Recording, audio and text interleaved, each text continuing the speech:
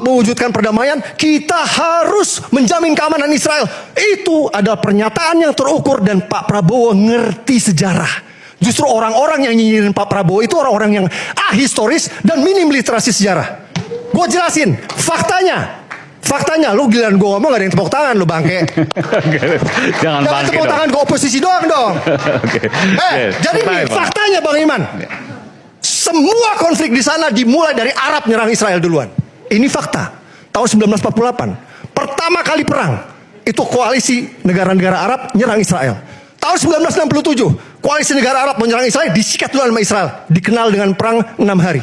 Tahun 1973, koalisi negara Arab nyerang Israel, dikenal dengan perang Yom Kippur. Tahun 1987, negara-negara Arab patungan ngasih duit ke teroris, teroris nyerang ke Israel, yang dikenal dengan Intifada 1. 2001, negara-negara Arab ngasih duit ke teroris, teroris nyerang ke Israel, yang dikenal dengan Intifada 2 sampai balik ke yang saya bilang tadi, tahun 92, Hizbullah dikasih duit sama Iran. Tahun 2005, Hamas dikasih duit sama. Puluhan tahun konflik, gara-gara Arab kagak bisa lihat, Yahudi diem. Tuh dia lagi diem, kita serang yuk. Makanya Pak Prabowo udah benar. Kalau mau damai, ya jangan nyerang si Israel. Aiman, gue ini seorang muslim. Dan gue ini diajarin di Al-Quran bahwa jangan karena kita membenci suatu kaum, kita berlaku tidak adil. Surat Al-Maidah ayat 8 ini banyak yang pakai jilbab, silakan cek. Jadi ini banyak sekali BOP lah Iran. Intinya nih sentimen anti Amerika nih luar biasa sekali di negara kita ini. Dan semua didasari sama kebencian buta tanpa mencoba adil seperti yang disarankan Al-Maidah ayat 8. Ini mumpung ada adik-adik di sini masih muda ya, aku mau coba fondasi sejarah itu penting loh. Padahal adik-adik tahu nggak, Amerika tuh punya peran besar sekali pada kemerdekaan kita. Orang tuh ingatnya cuma 17 Agustus saja. Orang lupa pada 1945 Belanda balik membonceng pasukan Nika untuk melucuti yang waktu itu pengen melucuti tentara Jepang. Jadi Bang Aiman, dari 46 setelah kita proklamasi, kita dijajah lagi sama Belanda sampai 49 yang dikenal dengan agresi Belanda kedua. Silakan cek. 19 Desember. Dan itu tidak mudah buat para pahlawan kemerdekaan kita, karena memang supremasi militer Belanda tuh memang terlalu kuat waktu itu. Bahkan Jenderal Sudirman pun hanya bisa melawan Belanda dengan taktik gerilya, hit and run. Apakah dengan hit and run itu efektif untuk mengusir Belanda dari bumi pertiwi? I don't think so. Tapi tiba-tiba tahun 49, tiba-tiba Belanda mudik. Karena siapa? Karena ditekan Amerika, brother. Ya, teman-teman, peperangan antara Amerika Israel melawan Iran malah hebohnya dibahas di Indonesia. Ya, kita tidak tahu kenapa yang perang ini adalah Amerika Israel melawan Iran, tapi yang melakukan pembahasan adalah Indonesia. Yang sibuk membahas itu adalah Indonesia. Ya, apakah nantinya ketika ini sudah dibahas, apakah Amerika, Israel, dan Iran mendengarkan apa yang dibahas di Indonesia? Ya tentu rasa-rasanya tidak akan mereka dengarkan. Berarti tidak ada efeknya untuk mati-matian untuk membahas hal itu.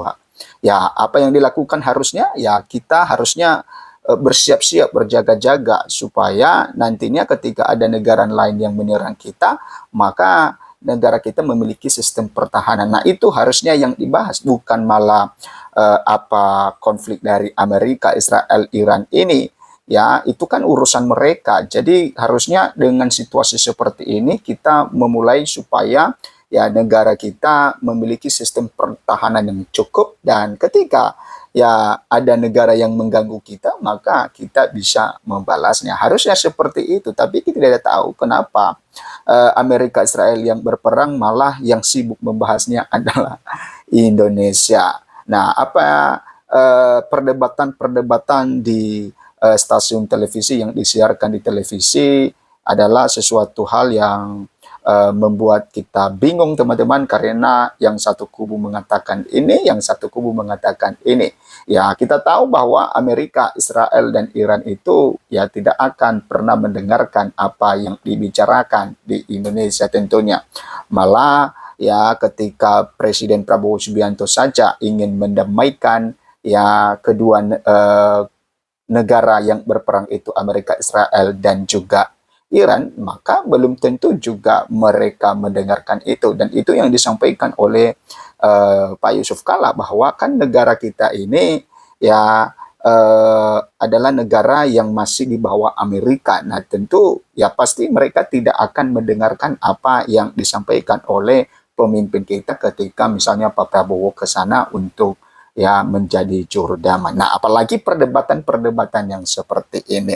Nah jadi harusnya seperti yang saya katakan tadi, harus mempersiapkan harusnya ya bagaimana sistem pertahanan kita, dan juga ketika ada yang menyerang kita Indonesia misalnya, maka kita bisa membela diri setidaknya seperti itu.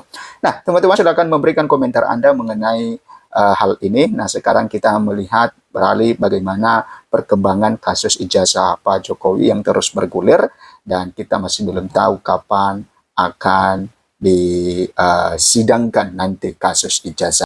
Nah, di sini dikatakan inilah sosok pengacara Farhad Abbas yang namanya dicatut Rustam Effendi di kasus tudingan ijazah palsu Presiden ke-7 RI Joko Widodo atau Jokowi. Rustam Effendi yang merupakan tersangka kasus ijazah Jokowi menyebut pernah ditawari Farhad Abbas untuk melakukan restoratif justice dengan Jokowi, layaknya Egy Sujana.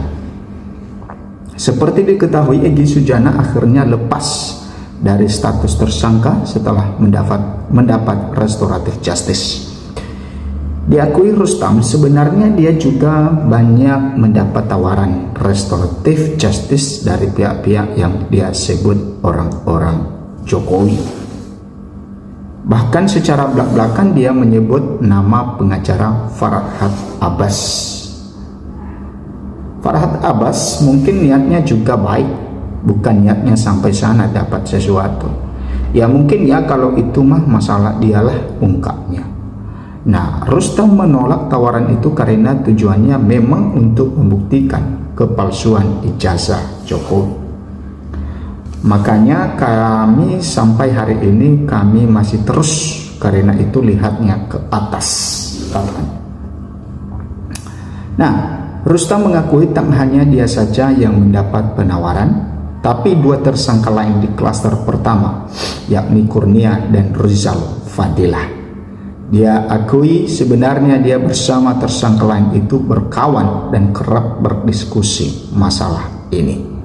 Nah, ternyata teman-teman pengakuan Rustam Effendi ini ya bahwa dia pernah sering ditawarin mengenai ya restoratif justice seperti yang dilakukan oleh Egy Sujana dan Damai Hari Lubis. Kan sebenarnya kawan semua nih kita dengan Bang Egy pengacaranya dan kawan kayak abang ini kawan kita juga ya kan. Ada sampai malam kita bicara, ayo Bang Ka, ayolah Bang, ayo Bang tungkasnya. Hingga berita ini diunggah masih diupayakan konfirmasi ke Farhad Abbas terkait tudingan Rustam Effendi tersebut. Oke, ya masih belum ada ya klarifikasi dari Farhad Abbas mengenai tudingan yang disampaikan oleh Rustam Effendi ini teman-teman. Lalu siapakah sebenarnya Farhad Abbas itu yang disebut-sebut oleh Rustam Effendi? Melansir dari Wikipedia, Farhad Abbas lahir 22 Juni 1976. Ia adalah seorang selebriti dan pengacara berkebangsaan Indonesia.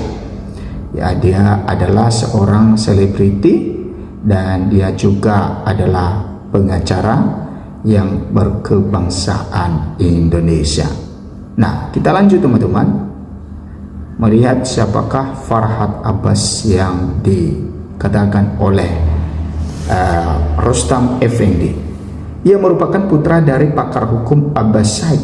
Farhad dikenal sebagai pengacara yang kerap menangani kasus yang dia alami selebritis dan ucapan-ucapannya yang kontroversial di media sosial. Farhad lahir di Tembilahan Riau pada tanggal 22 Juni 1976. Ia adalah putra dari Abbas Said, mantan Hakim Agung Republik Indonesia. Farhad menempuh pendidikan atasnya di SMA Negeri 1 Ternate dan kemudian melanjutkan ke Universitas Pasundan. Kemudian pada bulan Oktober 2013, Farhad mencalonkan diri sebagai calon bupati dalam pemilihan umum kepala daerah Kolaka, Sulawesi Tenggara, tetapi tidak menang. Farhad juga mengampanyekan dirinya menjadi calon presiden dengan slogan Aku Indonesia, namun tidak ada partai yang meminangnya. Mantan suami penyanyi Nia Daniati ini juga tercatat sebagai calon anggota legislatif dalam pemilu 2014 mewakili daerah pemilihan DKI Jakarta 3, tetapi tidak terpilih. Farhad dikenal karena sering menangani kasus-kasus hukum yang dialami para selebriti. Ia sendiri akhirnya menjadi terkenal layaknya selebritis juga. Nah, ternyata bahwa Farhad Abbas ini terkenal layaknya selebritis karena dia sering menangani kasus-kasus yang dialami oleh para selebriti juga. Oke, pada 9 Januari 2013 Farhad Abbas membuat kontroversi dengan komentarnya pada media sosial Twitter mengenai kasus plat mobil Wakil Gubernur DKI Jakarta Basuki Cahayapurnama. Semua pihak menyatakan komentar Farhad sebagai komentar rasis. Akibat hal ini, Farhad dilaporkan ke Polda Metro Jaya oleh Ketua Persatuan Islam Tionghoa Indonesia, Anton Medan, dan pimpinan komunitas intelektual muda Betawi Ramdan Alamsyah. Nah, selain kasusnya dengan Wakil Gubernur Jakarta Basuki Cahayapurnama pada bulan November 2013 yang lalu, Farhad juga bermasalah dengan anak-anak Ahmad Dhani, I dan A, karena kicauan Farhad di Twitter yang dianggap sebagai penghinaan pada Ahmad Dhani, ayah mereka. Nah, kemudian pada bulan Mei 2014 Farhad dilaporkan kepada pihak berwajib atas tuduhan melakukan tindakan asusila. Pada tanggal 15 Februari 2015, Farhad Abbas mendukung cita-cita yang disomasi oleh tokoh Papua Johannes Bluba Giebse karena pernyataannya di acara TV yang dinilai menyinggung masyarakat Papua. Nah, kemudian Farhad Abbas di pusaran kasus ijazah Jokowi. Nah, itu tadi mengenai bagaimana siapakah Farhad Abbas itu, teman-teman, ya, sehingga dia sampai terkenal layaknya selebritis. Nah, Farhad Abbas pernah menjadi kuasa hukum mantan Wakil Menteri Desa Pembangunan Daerah Tertinggal dan Transmigrasi atau PDTT Paiman Raharjo yang menggugat Roy Suryo CS sebesar 1,5 miliar imbas kasus ijazah Jokowi. Nah, kemudian apalagi yang menjadi rekam jejak dari Farhad Abbas ini, teman-teman?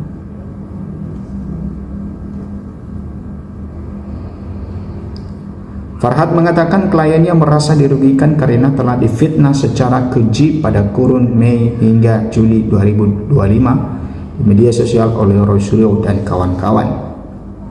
Paiman, kata dia, dituding sebagai aktor intelektual dalam penerbitan ijazah palsu Jokowi.